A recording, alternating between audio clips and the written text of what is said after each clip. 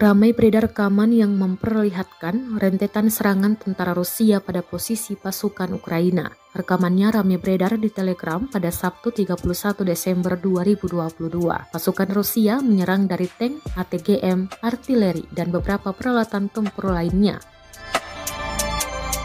Dalam keterangan unggahan disebutkan tentara Rusia menyerang posisi angkatan bersenjata Ukraina di dekat Lysychansk. Ledakan dahsyat pada posisi pasukan Ukraina terekam kamera drone Rusia dan diketahui perang antara pasukan militer Rusia dengan Ukraina hingga Minggu 1 Januari 2023 telah berlangsung selama 312 hari.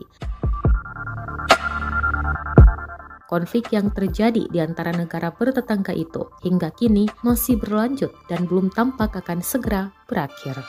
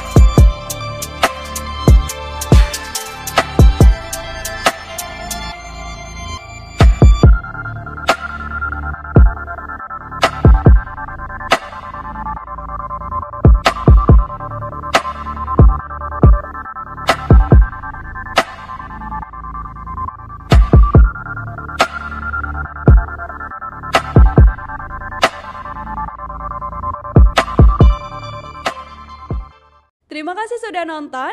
Jangan lupa like, subscribe, dan share ya.